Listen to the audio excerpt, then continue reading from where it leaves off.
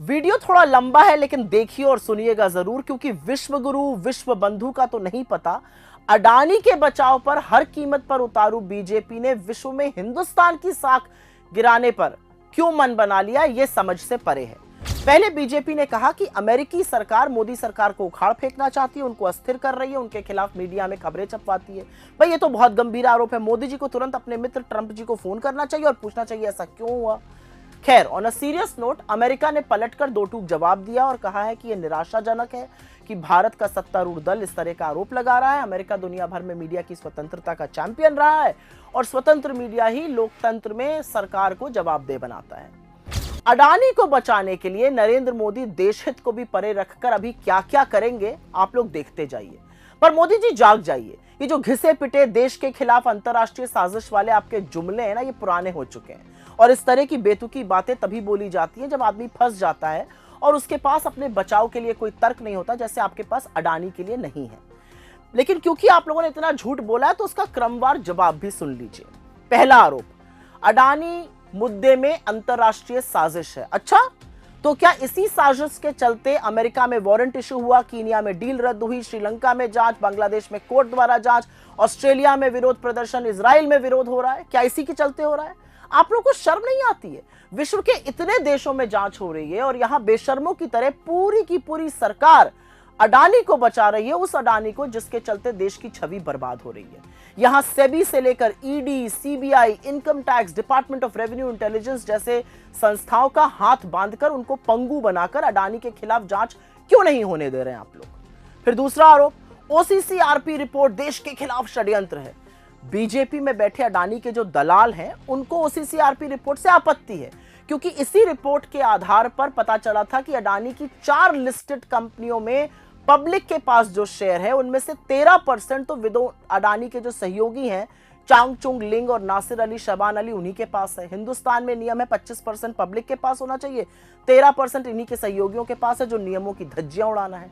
इसी रिपोर्ट के आधार पर आगे की जांच में यह पाया गया कि वही विनोद अडानी के सहयोगी चांगचुंग लिंग और नासिर अली शबान अली ताइवान, दुबई और सिंगापुर से $5 अरब का कोयला हिंदुस्तान में बेच रहे थे, जो बाजार के मूल्य से दुगना था।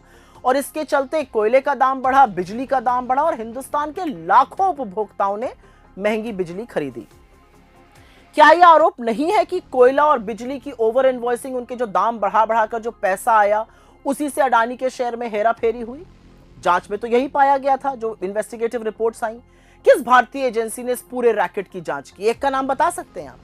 तीसरा आरोप, फ्रांस की मीडिया पार्ट ने 60 गांठ का पर्दाफाश किया। अच्छा, बड़ा एतबार हो गया फ्रांसीसी मीडिया आउटलेट मीडिया पार्ट, उसका हवाला देकर बीजेपी, ओसीसीआरपी, कोई जॉर्ज सोरोस और कांग्रेस को लेकर मनगढ़ंत कहानियां रच रही है।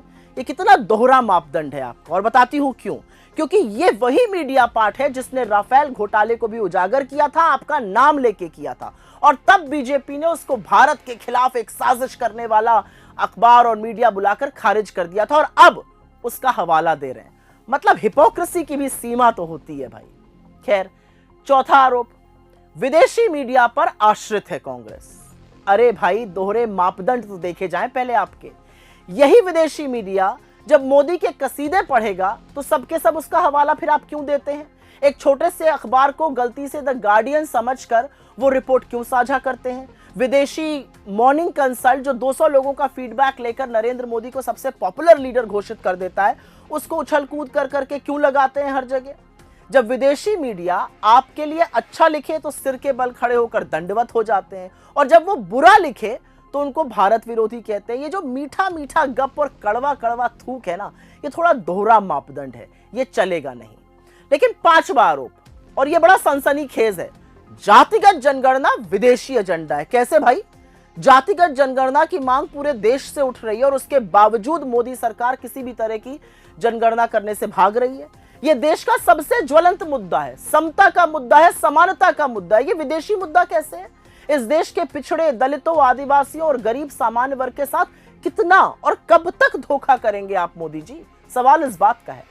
छठा आरोप, Pegasus, global hunger index, press freedom, human freedom, ये सब विदेशी मुद्दे कास्ट सेंसस की तरह।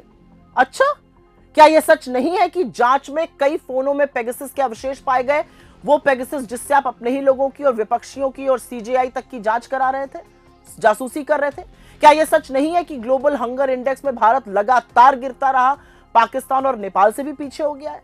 क्या यह सच नहीं है कि प्रेस फ्रीडम इंडेक्स में भारत की रैंक 159 हो गई है 180 देशों में, 159 आउट ऑफ 180? क्या यह सच नहीं है कि ह्यूमन फ्रीडम में भारत की रैंक एक शर्मनाक 109 में है 165 देशों में, 109 आउट ऑफ 165? किस तरह की बातें करते हैं? 7वां आरोप, कांग्रेस विदेशी रिसर्च रिपोर्ट के सहारे सरकार को घेर रही है। नहीं साहब, हमको उसकी जरूरत नहीं है, किसी विदेशी रिपोर्ट की जरूरत नहीं है, क्योंकि आपको कटघरे में खड़ा करने के लिए आपकी विफलताएं, आपकी निर्दयता, आपका लेखा जोखा ही काफी है। उसके लिए इस देश में व्यापक बेरोजगारी, कमरतोड़ महंगाई, आर्थिक असमानता, असुरक्षित महिलाएं, जलता हुआ मणिपुर और अडानी के साथ आपका जो महाघोटाला है ना, वो काफी है आपको कटघरे में खड़ा करने के लिए।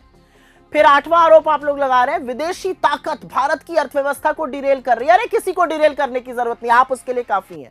भारत की अर्थव्यवस्था को पटरी से उतारकर उसको नष्ट करने का पूरा काम खुद नरेंद्र मोदी ने किया है।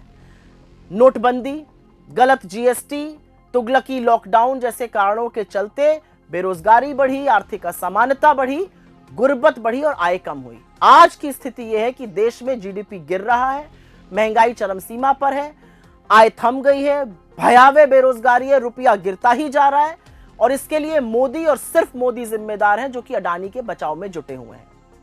9वां आरोप, अडानी को मोदी का रॉकफेलर बुलाना गलत है। ये सही कह रहे हैं, क्योंकि अडानी तो मोदी के रॉकफेलर से कहीं ज्यादा है, वो तो तोता है जिसमें राजा की जान बसती है।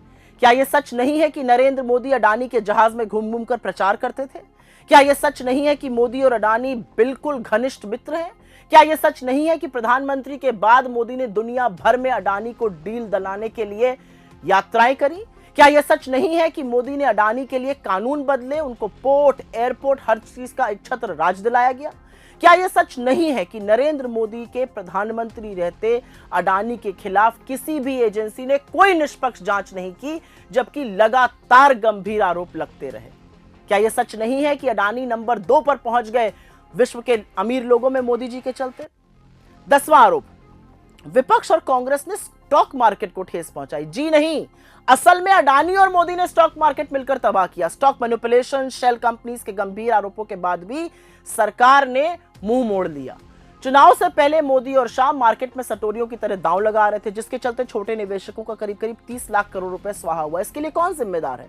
सारी की सारी जो कवायद होगी वो अडानी के लिए होगी, लेकिन मजाल है कि मोदी ने छोटे निवेशकों को बचाने के लिए रत्ती भर भी कुछ किया हो। 11वां आरोप, सदन में अडानी का मुद्दा उठाना गलत है। क्यों भाई? सदन में अडानी का मुद्दा बिल्कुल उठाया जाएगा और उठाना चाहिए, क्योंकि अडानी के ऊपर जालसाजी के, हेराफेरी के और भारत में घूस देने के गंभीर आरोप लगे हैं। और असलियत यह है कि जब सदन में राहुल गांधी ने अडानी और मोदी की कलई खोली, तो उनकी सदस्यता तक लेने का षड्यंत्र भारतीय जनता पार्टी और नरेंद्र मोदी की सरकार ने और खुद नरेंद्र मोदी ने रचा।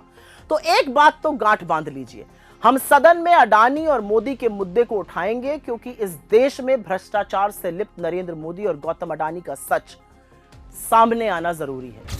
आप पूरी शिद्दत से अडानी को बचाइएगा, क्योंकि आपने अडानी का नमक खाया है, और हम पूरी शिद्दत से इस देश के लोगों की सुरक्षा करेंगे, क्योंकि हमने भारत का नमक खाया है।